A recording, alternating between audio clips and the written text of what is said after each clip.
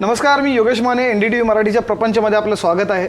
अर्थात आज प्रपंचमध्ये आपण या आठवड्यातल्या सगळ्यात चर्चेचा विषय जो आहे तो चर्चा करणार आहोत. त्यासाठी माझ्याबरोबर स्टुडिओमध्ये आहेत विनोद तळेकर, अभय देशपांडे सर, मिलिंद भागवत सर आणि माणिक मुंडे.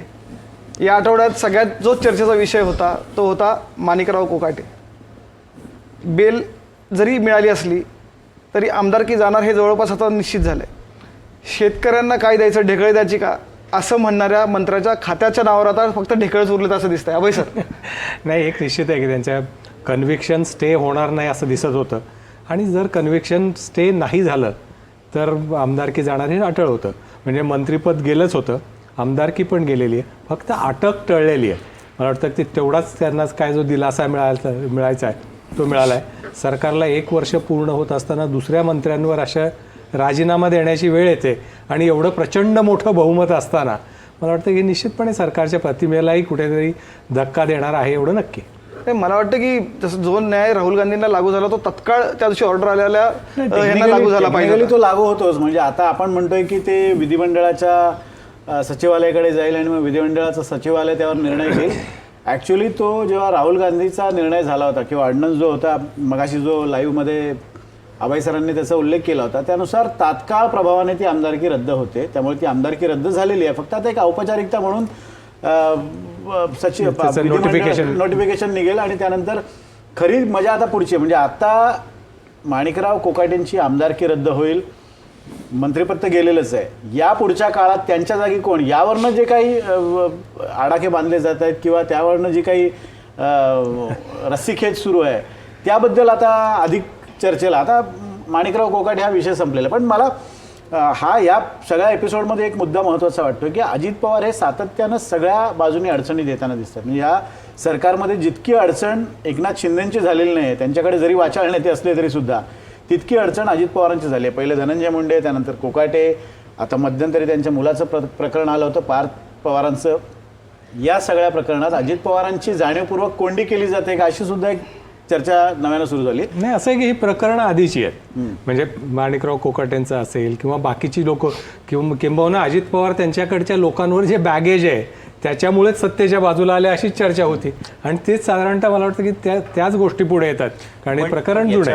शिंदेंनी असं केलं की त्यांच्या बरोबरचे जे आमदार आहेत, जे मंत्री झालेत, त्यांच्यावरही वेगवेगळे आरोप आहेत ना, वेगवेगळ्या प्रकारचे आरोप आहेत. न्यायालयाचे निर्णय, पण त्यांनी ते प्रकरण शेवटापर्यंत नेलेलं नाहीत किंवा गेलेलं नाहीत.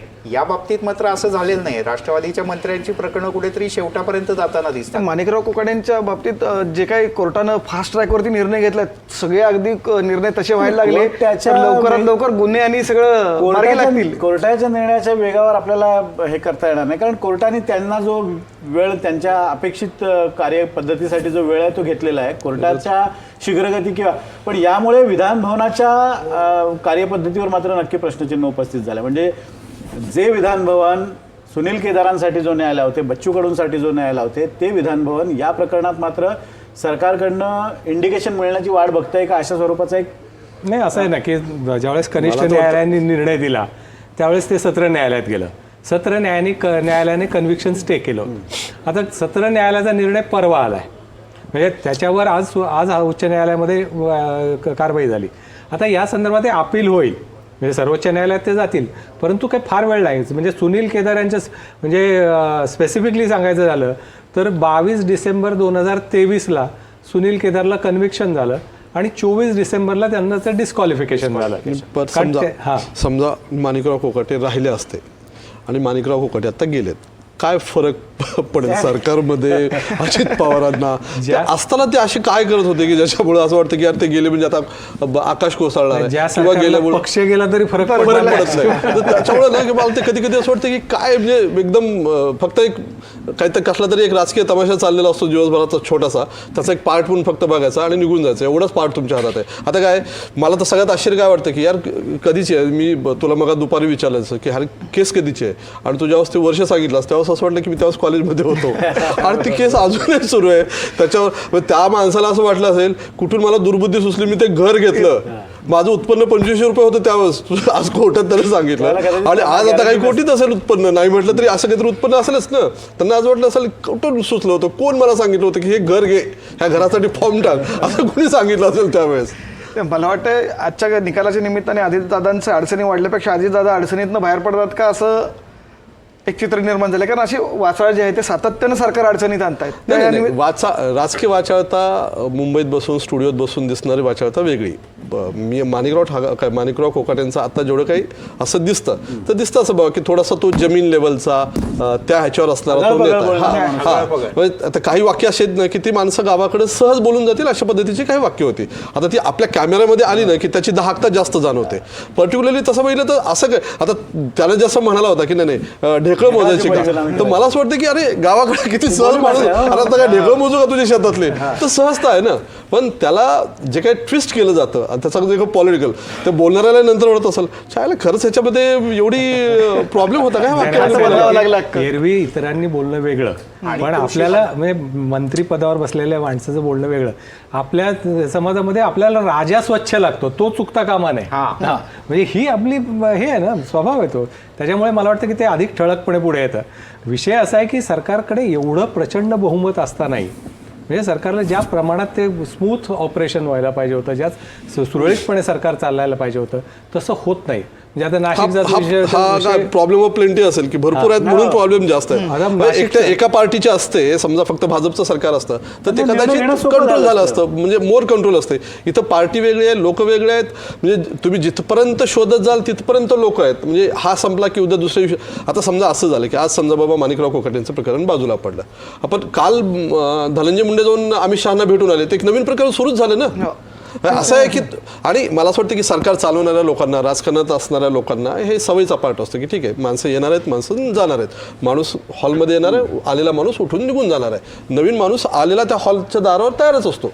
तर त्यांच्यासाठी ते फार काही मोठी गोष्ट अशी नाही. प्रश्न असा आहे की माणिकराव कोकाटे होते, गेले, राहिले, फरक काय, इतकं ते त्याचा इम्पॅक्ट नाहीये. माणिक जे म्हणतोय ना त्याच्यात फडणवीसांनी मागच्याही सरकारमध्ये आणि आताच्याही सरकारमध्ये काय असा प्रयत्न केला की आपल्याला कुठला डाग लागणार नाही, आपल्या जवळपास काही येणार नाही. पण या अशा प्रकरणांमुळे थेट फडणवीस नसले तरी मंत्रिमंडळातल्या 1 ना 2 ना 3 करत अशी ती डाग लागणाऱ्यांची यादी वाढतच चालली. नाही असं होतं ना की तुम्ही अधिकारी मंत्र्यांचे पीए देताना तो निष्कलंक असला पाहिजे म्हणता, याचा एवढा मंत्री कलंक कसा चालतो असा प्रश्न येतो ना. त्याच्यामुळे स्वाभाविकच मला वाटतं चर्चा तर होणार या सगळ्या गोष्टीची. नाही, याच्यात मुद्दा असा आहे की आता माणिकराव कोकाटेंच्या या प्रकरणामुळे काहीतरी राजकीय वर्तुळाला खूप हादरा बसला अशातली गोष्ट नाही. कारण माणिकरावांचा पूर्व इतिहास पाहता किंवा त्यांच्या एकूणच वक्तव्य किंवा इतर राजकीय कर्तृत्व पाहता खूप काही यामुळे धक्का बसला नाही. पण निवडणुकांच्या तोंडावर अशा स्वरूपाचं प्रकरण बाहेर येणं हे सरकारसाठी थोडंसं अडचणीचं आहेच. आणि फडणवीसांची जी एक प्रतिमा त्यांनी निर्माण केलेली आहे किंवा एक निर्माण आपसूक झालेली आहे त्यांच्या कार्यामुळे असेल किंवा त्यांच्या एकूणच वागणुकीच्या पद्धतीमुळे असेल, तर त्या प्रतिमेला छेद देणाऱ्या अशा काही गोष्टी घडत आहेत. त्यामुळे फडणवीसांची अस्वस्थता यात वारंवार दिसते. म्हणजे या प्रकरणाच्या सुरुवातीला सुद्धा फडणवीसांनी आग्रहाने सांगितलं होतं की यांचा राजीनामा तातडीनं घ्या.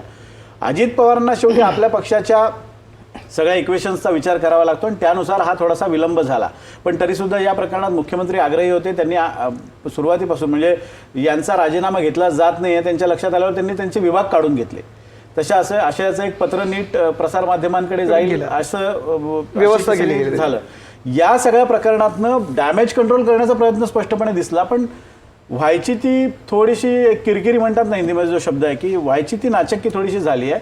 आणि निवडणुका ज्या वेळेला महापालिका निवडणुका तोंडावर आहेत, नगरपालिका निवडणुकांचे निकाल अजून यायचे आहेत, 1 टप्पा बाकी आहे, अशा वेळेला अशा पद्धतीनं सरकार अडचणीत येणे आत्ताच्या घडीला थोडंसं अडचणीचं आहे. अभय सर, काय म्हणतात त्याला, माणिकराव कोकाटेंचे काय माणिकराव कोकाटे असं माणिकराव कोकाटेंच्या झालेनं ह्याच्यामध्ये जसं हे म्हणतायत की काय फरक पडला, आता येणार कोण ह्याची जी मोठी चर्चा सुरू आहे ते मराठवाड्याकडे जाणार का. परत इथं संघर्ष तोच आहे की माणिकराव कोकाटे जे होते ते मराठा होते, तर इथं त्यापेक्षा वेगळा आणला तर मराठा विरुद्ध इतर. चर्चा केली की लगेच काही मागच्या वेळेस मुंडे गेले, धनंजय मुंडे गेले म्हणून लगेच भुजबळ आले, म्हणजे ओबीसीची रिप्लेसमेंट ओबीसी.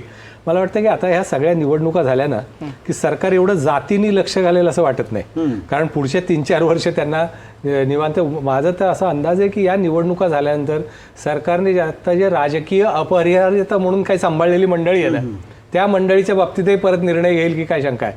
कारण फक्त एक बदलून होणार नाही आहे. पण सरकारकडे आता एवढं मोठं संख्याबळ आहे की म्हणजे माणिकराव ठाकरे एक आमदार डिस्क्वालिफाय होणं सोडून द्या, एखादा पक्ष जरी बाहेर पडला तरी सरकारच्या स्थैर्यावर परिणाम होणार नाही अशी परिस्थिती आहे. तर मला वाटतं या निवडणुका झाल्यानंतर कदाचित मंत्रिमंडळात काही फेरबदल होतील आणि त्यावेळेस मग या सगळ्या गोष्टी म्हणजे रिकाम्या जागा पण त्यावेळेस कदाचित भरल्या जातील.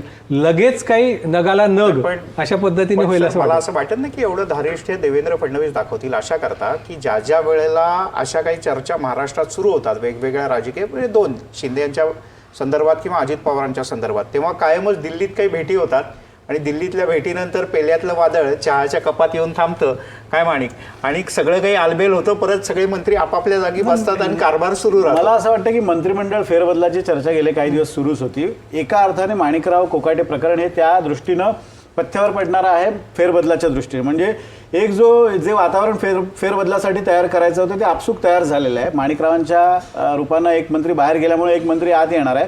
अशा वेळेला मग पूर्ण फेरबदल करूनच कोर्स ऑफ करेक्शन म्हणतात किंवा ज्याला आपण म्हणतो की थोडंसं काही मंडळींना भाजपचा विशेषतः आक्षेप आहे आणि त्यात शिंदेचे काही मंत्री आहेत.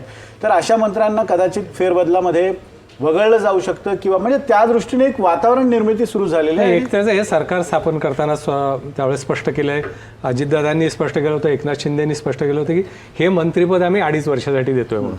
म्हणजे या सरकारमध्ये इतके लोक आहेत की आम्हाला पूर्ण नवीन लोकांना संधी द्यावी लागेल.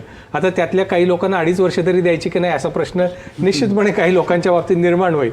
परंतु जिल्हा परिषद निवडणूक मला वाटतं की पुढच्या काळामध्ये महापालिके एवढी जिल्हा परिषद निवडणूक अतिशय महत्त्वाची असणार आहे.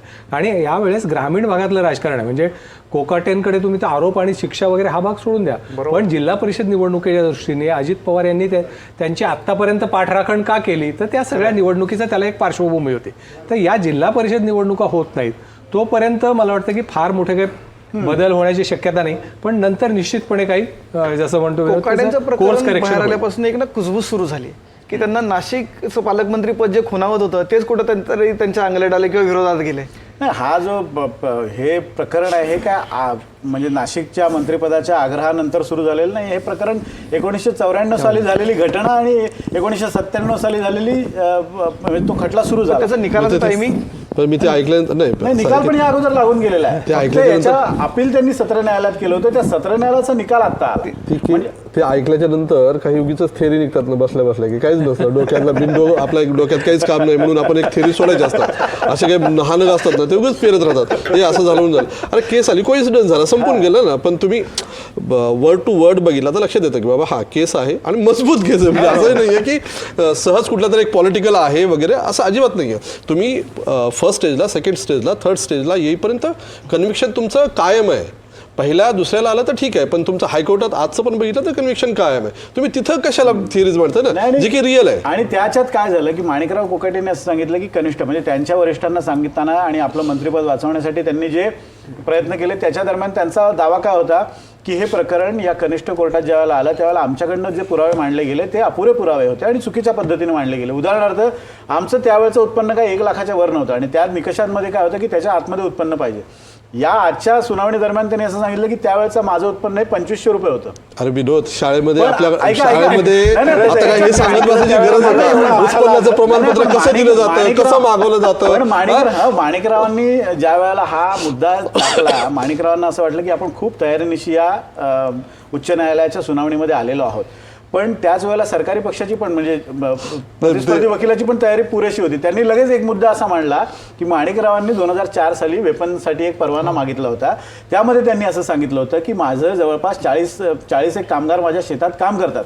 त्यांना मला दर आठवड्याला पगार द्यावा लागतो. एक मोठी रक्कम मी बाळगत असतो त्यामुळे मला हा परवाना गरजेचा आहे. म्हणजे एकीकडे माणिकराव ज्या मुद्द्यावर भिस्त ठेवून होते तोच मुद्दा गैरलागू झाला आणि तोच मुद्दा गेला. नाही कोर्टात माणिकरावांच्या वकिलांनी काय सांगितलं असेल ते असेल. मला ना ते माझ्यासमोर असं इमॅजिन करतोय मी की माणिकराव कोकाटेंनी अजित पवारांच्या समोर जाऊन सांगितलं असेल की माझं उत्पन्न तेव्हा असं होतं. अजित पवारांची काय रिएक्शन अजित पवारांची काय रिएक्शन असेल. मला वाटतं की त्या या केसचं खरं गांभीर्य ते मंत्री झाल्यामुळे आलं. म्हणजे कदाचित ही केस नियमितपणे चालू राहिली असती याचं एवढं त्या फोकस पण त्याच्यावर गेला नसता. पण त्यांचं मंत्रीपद जेव्हा पडायला लागलं तेव्हा स्वाभाविकच मग त्याच्यामध्ये वेगवेगळ्या लोकांचे इंटरेस्ट क्रिएट होतात. मग ती लोक अधिक लवकर निकाल लागावा त्या दृष्टीने प्रयत्न करतात. मला वाटतं की त्या दृष्टीने अर्थात ते काय कनिष्ठ न्यायालयाचा निर्णय तो काय आधीच झालेला आहे, त्यात ही सगळी डॉक्युमेंट्स आलेली आहेत पुढे, त्याच्यामुळे आता फक्त मेरिटचा भाग सोडून विनोद जे जायचा. म्हणत होता ना, पण मग याच्यामुळे त्याच्यात तथ्य वाटतं की मंत्री झाल्यामुळे त्या निकालाचं महत्व वाढलं, आपला फोकस वाढला पण कदाचित. आपलाही मुद्दा focus असा वाढला. आहे की आता हा जो ही थिअरी जी हा म्हणत होता की मंत्रिपद पालकमंत्रीपदाची त्यांनी नाशिकच्या मागणी केली आणि भाजपला ते नको होतं म्हणून त्यांनी हा सगळा डाव रचला गेला असं जो आहे. पण त्याला एक छेद देणारी गोष्ट अशी आहे की हे प्रकरण दिघोळे म्हणजे तिथले जे त्यांचे राजकीय प्रतिस्पर्धी आहेत ते आता वारले. त्यांची मुलगी ही जी अंजली दिघोळे आहे म्हणजे आता जे आशुतोष राठोड आहेत त्यांची पत्नी, या दिघोळींनी हे प्रकरण सुरुवातीला त्याची तक्रार केली, ते पुढे आलं आणि त्यानंतर जो खटला सुरू झाला ते वारले, त्यांच्या मुलीने ते प्रकरण पुढे चालवलं. अशी त्या प्रकरणाला खूप जुनी पार्श्वभूमी आहे. म्हणजे त्यातलं असं बोला फुलाला गाठ पडली की आता त्यांनी त्याच्यातली हा जो योगायोग जो त्याच्यातली झालाय- बोधकथा हीच आहे की बाबा म्हणजे आपल्याला घर घ्यायचं असेल ना, राजकीय महत्वाकांक्षा ठेवायच्या असतील तर ते म्हणतात ना की तुम्हाला वाघ व्हावंसं वाटणं जंगलाचा, राजा व्हावंसं वाटणं याच्यात काही चूक नाही, पण तुम्हाला उंदरांची शिकार करण्याची सवय सोडून द्यायला लागते. तर ते तसा पार्ट आहे की अरे कुठेतरी चिरीमिरी करत नका बाजू. त्यावेळेला कदाचित वाटलं असं विनोद म्हणतोय तसा की इथपर्यंत जाईल आणि हे प्रकरण माझ्या अंगलट येईल म्हणून. त्यावेळेला काय माणिकराव हे खूप काहीतरी सर्वसामान्य माणूस होते अशातली गोष्ट नव्हे. पंचायत समिती जिल्हा परिषदेवर त्यांनी तिथे त्या दरम्यान त्या काळात ते तिथे काम करत होते. आता त्या लेवलला काम करणारा माणूस सुद्धा म्हणजे आर्थिकदृष्ट्या काही इतका कमकुवत नसतो की त्या काळात जो मुश्किल आता तरी ठीक आहे रे, त्यावेळेस तर पंचायत समितीला आता झेडपीला आता पण आहेत, पण पंचायत समितीला त्यावेळेस खूप अधिकार होते. म्हणजे पंचायत समितीचा सभापती मेंबर झाला म्हणजे अरे तो आमदारापेक्षा मोठा झाला तो तिथं. खरंच आहे. त्या माणसाने घरासाठी अर्ज करावा की माझ्याकडे घर नाहीये. मगाशी यांनी जो मुद्दा उपस्थित केला होता की पुढे काय, तर पुढे खरंच असं वाटतं की मोठ्या प्रमाणात बदल होतील आणि बदल करायला दोन्ही राजकीय पक्षही तयार पाहिजेत. नाही आत्ता तर काय तो विषय म्हणजे येणार भाजप तर तयार असेलच. नाही आत्ता तो विषयच नाही येणार. आता पूर्ण फोकस असणार आहे तो निवडणुकांवर. तर या निवडणुकीच्या दृष्टीने काय मोर्चे बांधणी करायची, कशी करायची, हे प्रकरण मला वाटतं आणखी 2 दिवस चालेल. यावर राजकीय आपण चर्चा करत राहू, पण राजकीय पक्षाच्या दृष्टीने त्या निवडणुकीची पूर्वतयारी मुळात सगळा फोकस आता असणार आहे मुंबईवर. आणि या मुंबईमध्ये म्हणजे या निवडणुकीच्या पार्श्वभूमीवर हा निकाल येणं हा एक विरोधकांच्या हातात एक मुद्दा जातो ना त्या दृष्टीने. आणि 2 निकाल झाला आणि माणिकरावांना वाचवण्याचा त्यांच्या पक्षश्रेष्ठींनी जो प्रयत्न केलाय तो काय माणिकरावांबद्दल खूप काहीतरी आपुलकी आहे म्हणून केलेला नाही, या राजकीय अडचण होते म्हणूनच केलेला आहे. आणि आता ती योग्य वेळ नव्हे. म्हणजे हे प्रकरण साधारण 6 महिन्यानंतर आलं असतं जेव्हा काहीच निवडणुका नसत्या किंवा काय, जसं आपण तर ते सहजपणे हाताळलं गेलं म्हणतो असतं. ना प्रकरण जुनं आहे ते. मगाशी मी आठवण दिली की 2013 साली मनमोहन सिंग सरकारने तेव्हा एक ऑर्डिनन्स काढला होता की अशी शिक्षा झाली की त्यावेळेस सर्वोच्च न्यायालयाने निर्णय दिला शिक्षा झाल्या तुम्ही डिस्क्वालिफाय होता म्हणून. तेव्हा मनमोहन सिंग सरकारने एक ऑर्डिनन्स काढला की 3 महिन्याचा त्यांना कालावधी द्यावा, अपिलाची संधी द्यावी आणि त्यानंतर डिस्क्वालिफिकेशन द्या. तो ऑर्डिनन्स राहुल गांधींनी पत्रकार परिषदेत पाडला होता आणि त्याच्यानंतर सरकारने आपली भूमिका बदलली. पण ते सगळा प्रकार म्हणजे आता सुद्धा त्यांना अपिलाची संधी न मिळणं म्हणजे त्याचे कॉन्सिक्वेन्सेस भविष्यात किती होतात हे स्वतः राहुल गांधींनी पण बघितलं. कारण त्यांना शिक्षा झाल्या लगेच त्यांना डिस्क्वालिफाय केलं होतं. मला वाटतं की ते किती महत्त्वाच्या घटना असतात या आणि त्याचे पुढे कसे पडसाद उमट जातात हे याच्यातून दिसतंय. याच्यातनं एक जर गोषवारा काढायचा झाला किंवा मोरल ऑफ द स्टोरी करायचं झालं तर तुम्ही राजकीय जीवनात किंवा सार्वजनिक जीवनात वावरताना तुम्हाला किती काळजीपूर्वक आणि काटेकोरपणे पावलं टाकावी लागतात याचंही उदाहरण. म्हणजे कुठल्याही बेसावत क्षणी तुम्ही एखादी कृती करता ती कृती तुम्हाला भविष्यात किती महागात पडू शकते हे यातनं स्पष्टपणे दिसलेलं आहे. त्यामुळे जसं म्हणतात पुढच्या ठेस मागच्या शहाणा तशा पद्धतीने या गोष्टी बघणं गरजेचं आहे. नाही दुसरा पार्ट आपल्याकडे हेही आहे की महाराष्ट्रातले अगदी मुख्यमंत्र्यांपदच्या आपल्याकडचे राजीनामे किती छोट्या कारणावर व्हायला लागले. म्हणजे शिवराज पाटलांचं उदाहरण घ्या ना, बॉम्बस्फोटानंतर दिवसभरातनं 3 वेळा कपडे बदलले म्हणून त्यांना घरी जावं लागलं. निलंगेकर हे लक्षात ठेवलं. मला त्याच्यातलं दिसतं असं की त्याचा बाबांना बोलवलं वर्षावर सोडायला लागलं इफेक्ट आत्ता म्हणजे मला आज पण पाहताना असं वाटत होतं की काल जेवढा फोर्स याचा होता की म्हणजे धनंजय मुंडे अमित शहांना भेटले आणि ते परतणार या बातमीचा जेवढा फोर्स होता, आज कोकाटेंचा राजीनामा झाला, कोकाटे हॉस्पिटलमध्ये ॲडमिट केले, त्यांचे 4 ब्लॉकेज निघाले, खुद्द डॉक्टर सांगायला लागले, तरी बघणारा असं वाटतं की हे सगळं खोटं आहे. म्हणजे डॉक्टर म्हणाले की आम्ही 2 वाजता प्रेस कॉन्फरन्स घेणार आहे, म्हणजे नंतर 2:30 वाजता घेणार आहे, म्हणून 3 वाजता. शेवटी न्यायालयानं निकाल दिल्याच्या नंतरच ते येऊन सांगायला लागले. बरं, ते देत असताना त्यांचं एक्सप्लेनेशन असं होतं की आम्ही काही उगाच असं कुणाला ॲडमिट करून घेत नाहीत, म्हणजे त्यांनाही माहित होतं की आपण जे सांगतो त्याच्यावर लोकांचा विश्वास बसणार त्यांना नाही. शेवटी आपला व्यवसाय बघायचा आहे ना. आणि ते पण असंही नाही की कुठेतरी साधे सुधे डॉक्टर आहेत ह्याच्यातले, ते चांगले ह्याच्यात नावाजलेले डॉक्टर आहेत. ते बघताना ना हे कधी कधी असं वाटतं की काय नाटक चाललंय ना एखाद्या गोष्टीचं. ठीक आहे, पण एखादा राजकीय ज्या वाटायला माणसाला ज्याच्या छातीत 4 ब्लॉकेज आहेत असतीलही, नाही असं नाही म्हणत आपण, अजिबात ती वास्तवता आपण नाकारत नाही, पण त्याचा कोइन्सिडन्स होणं, त्याच्यावर लोकांचा विश्वासच न बसणं, म्हणजे एखाद्याचं कळालं की अरे मला जर कळालं की नाही या माणसाच्या ह्याच्यामध्ये 4 ब्लॉकेज आहेत आणि हा आता इतका अस्वस्थ आहे, किती अस्वस्थता माणसाला होऊन जाईल. इथं काहीच होत नाही, कुणी भेटायला जात नाही, कुणी बोलायला जात नाही, कुणी बघायला जात नाही, काहीच नाही, डायरेक्ट फक्त राजीनामा विनोद जे होतो. म्हणाला ना ते मला नेहमी वाटतं बरं का विनोद, पुढच्याच ठेच मागचा शहाणा, असं शहाणे झालेले 2 जण तरी आपल्याला दिसले ना, आणि राजकारणात तर नाहीच नाही. ते शहाणे कसे होतात, ते शहाणे होतात की ठेच कशी लागणार नाही, आणि ठेच लागली तर त्याची मलमपट्टी करून काहीच झालेलं नाही असं म्हणून पुढे कसं जायचं, घोळ पचवून पुढे कसं जायचं, असे शहाणे होतात ते.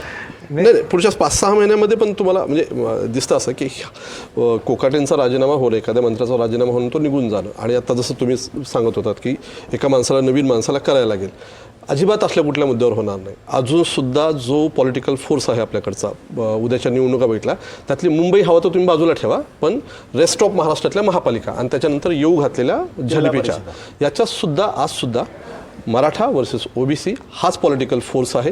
इलेक्शनचा सुद्धा तोच आहे. त्याच पार्श्वभूमीवर तुम्हाला एखाद्या माणसाला आणायला लागेल, त्याच पार्श्वभूमीवर एखाद्या माणसाला तुम्हाला चेंज करायला लागेल. दुसरा फोर्स तुम्हाला सापडत नाही. बरोबर. आणि हे मला फार पटतं त्याचं कारण आतापर्यंत अशी म्हणजे किती उदाहरणं झाली, लोकांवर आरोप झाले, लोकांना राजीनामा द्यावा लागला, राजकारण सोडतो का काय अशी स्थिती झाली, पण असं काही होत नाही. लोक व्यवस्थित राजकारणात राहतात, राजकारण करतात, परत निवडून येतात, त्याच हसत हसत लोकांच्या समोर जाऊन हात मिळवतात, काही फरक नाही, ते पडलेला फार नाही. लांब कशाला जा. म्हणजे ज्या सूरज चव्हाणांनी या माणिकराव कोकाटेंच्या विरोधात घोषणाबाजी केली म्हणून काही लोकांना मारहाण केली, त्यांना पक्षाच्या प्रवक्तेपदावरून जावं लागलं, पुढे त्यांचंही नीट पुनर्वसन झालं, आणि आज बघा तुम्ही पहिला बाईट सुरज चव्हाण. पहिली प्रतिक्रिया सूरज चव्हाणांची आहे. म्हणजे राजकारणात असं काय, आणि शेवटी आणि त्यांनी पब्लिक पाठराखणी मेमरी इज अ केली. Very short memory. 6 महिन्यानंतर हे प्रकरण विसरलं गेलेलं असेल. माणिकराव कोकाटे पण मागच्या दाराने कदाचित शासकीय व्यवस्थेमध्ये पुन्हा एकदा रुजू होतील, त्यामुळे फार असं काहीतरी यत्न बदलेल आणि अशातल्या काही गोष्टी नाही, राजकीयाचं महत्त्व कसं, म्हणजे कधी कधी वाटतं की यार जे काही चाललंय ह्याला काही महत्त्व आहे की नाही. आता समजा परवा 2 दिवसापूर्वी पृथ्वीराज चव्हाण म्हणाले की नाही अशा फाईल्स येतील आणि त्याच्यातनं एक पंतप्रधान होईल वगैरे. महाराष्ट्रासारख्या राज्याचा एक माजी मुख्यमंत्री, एका पक्षाचा एवढा टॉपचा लीडर, PMO मध्ये पद सांभाळला असा माणूस अशी वक्तव्य टाकतो आणि त्याचं काहीही परिणाम नाही, दूरपर्यंत त्याचे काही उमटत नाही, आणि छोटे मोठे असे काय आपले हे होतील, राजीनामे होतील, तर त्याच्याकडनं काही फार असं समुद्र मंथन वगैरे होणार आहे आणि काहीतरी लाटा वगैरे होणार, वाटत नाही असं काही होणार आहे पॉलिटिकली. खूप हॅवॉक होईल, खूप काहीतरी खळबळ उडेल त्या एप्स्टीन फाईलमुळे असं वाटलं होतं. तिथेही काही झालेलं नाही. तर भारतात आणि महाराष्ट्रात तर त्याचा परिणाम होत नाही, का होईल न होईल, पण पृथ्वीराज चव्हाण सारख्या माणसानं यावं, सांगावं, बोलावं, म्हणजे ते तर काय फेमस नाहीत ना तशा अशा काही वक्तव्यांसाठी. Serious, हा, म्हणजे त्यालाही काही महत्व येत नाही. म्हणजे एखादा माणूस येतो आणि क्लेम करतो तर त्याला महत्व सगळ्या काय? फाईल्स आलेले नाही, काही बेसिक फोटो. फोटो आले आणि ते फोटोही काही अशा आक्षेपार्ह स्थितीतले नाही आहेत. त्यातल्या त्यात ते जनरली पण अशा ते फक्त सेलिब्रिटीज त्यांच्यातले संबंध प्रस्थापित करण्यापुरतेच त्याचा उल्लेख होतोय. एक निश्चित आहे या राजीनाम्यामुळे 4 दिवसाच्या या घटनांमध्ये जसं विनोद म्हणाल तसं की पुढच्या इतिहासातल्या चुका कधी आपल्या भूत म्हणून मानगोटीवर बसतील हे सांगता येत नाही. मला कोकाटेंचे एकाच गोष्टीसाठी आभार वाटतात की बाबा आम्हाला टीव्हीवाल्यांना अजिबात लक्षात येत नाही की आता आज जाऊन काय करायचं आणि आज काय असणार आहे. तर 4 दिवस झालं चांगलं कंटेंट दिलं, चांगलं प्रकरण दिलं, वी आर हॅपी. हा, काही पत्रकारांचा वगैरे यांच्यासाठी त्यांनी एक चांगलं कंटेंट दिलं, हे एवढंच त्याच्यातलं आहे. बाकी लोकांना काय मिळालं त्यांच्यापर्यंत. मला वाटतं लोकांना याने काही फार फरक पडतो असं मला वाटत नाही. म्हणजे हा काही निवडणुकांमधला माणिक म्हणाला ना तसं हा काही जिल्हा परिषद आणि ग्रामीण महाराष्ट्रातल्या निवडणुकांमधला मुद्दा काही होणार नाही आरोप प्रत्यारोपाचा, आणि लोक काही फार त्याला गांभीर्याने युज झालेत लोकही. नाही, सरकार नाही, त्याचं कारण आहे ते एक सिरियस नोटवर आहे की ज्या पद्धतीनं आत्ताची सरकारं नॅरेशन कंट्रोल करतात, एखादं नॅरेटिव्ह कंट्रोल करतात. आधी कसं होतं की एक मंत्री आहे तर त्याचं एक महत्त्व होतं, तो गेला की तो जिथून गेला तिथून त्याची वादळं निर्माण होतात. आता असं आहे की आत्ता कोण गेला ह्याला काही फरकच पडत नाही, कारण की ते एका सिस्टीमसारखं आहे. कुणाला एखादं मंत्री केलं त्याचाही फरक पडत नाही.